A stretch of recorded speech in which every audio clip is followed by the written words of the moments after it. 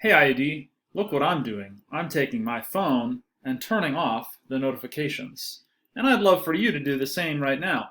That way, you only have to watch this video one time, and then you understand everything I'm telling you. Okay, this video is going to be a little more chill than my last one. I was a little hyped up on caffeine there, probably, and cabin fever. But I still want to keep this less than 3 or 4 minutes. So bear with me here. Yeah, let me explain what's going on. I'm going to get into the nitty-gritty of what we're going to be doing the rest of the semester, and then specifically this week, okay? But the phone thing's for real.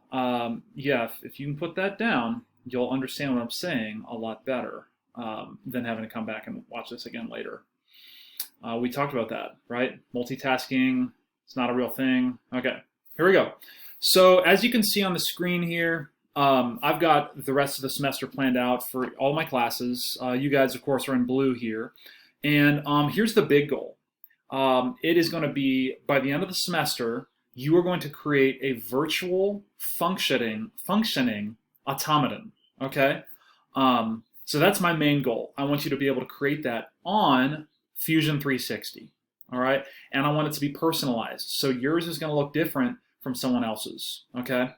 Ideally, you're not only going to have that automaton done, but you're going to have some drawing files and maybe even an animation, because programs like Fusion 360 will let you animate an assembly once it's created. It's essentially like creating a little GIF or video, right?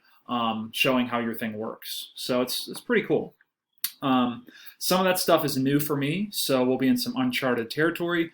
Other parts of that I've already played with this week and I'm starting to figure out, okay? So if you look on Google Classroom, I've already thrown up a whole bunch of videos about how to do certain things on Fusion 360, and I specify how they're a little different from Inventor if they are, okay?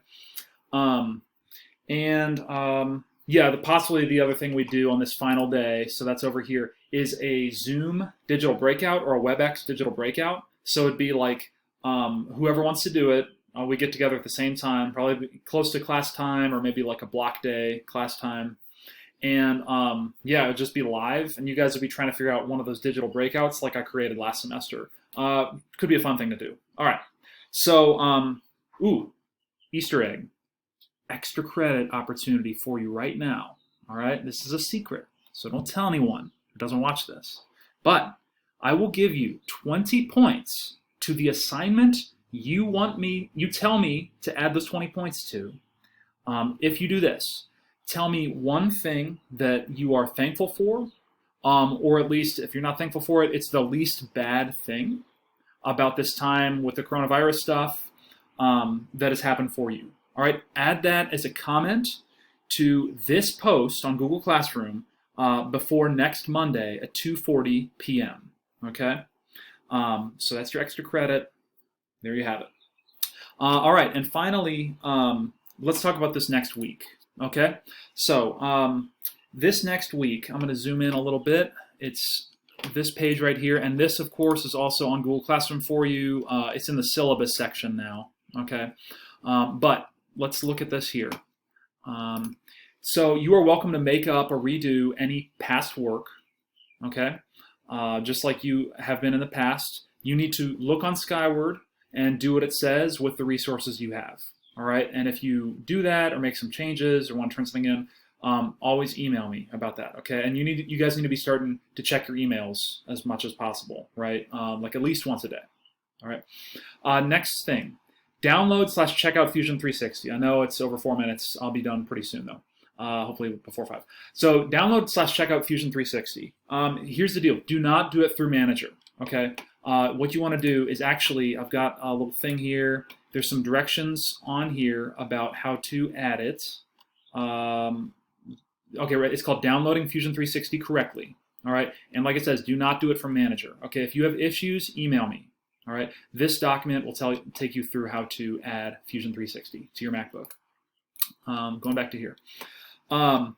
Edit the 6.5 slideshow. That's another task for you this next week. But here's the catch. I've given you a really cool rubric, all right, that has comments on it. There's comments on your slideshow itself, things you can improve, right? And I know those things always look harsh, but basically everything else about your slideshow is great. It's just I'm identifying for us, saving everyone's time. I'm just identifying the issues, right? The problems that you can solve. Here's the catch with the 6.5 slideshow.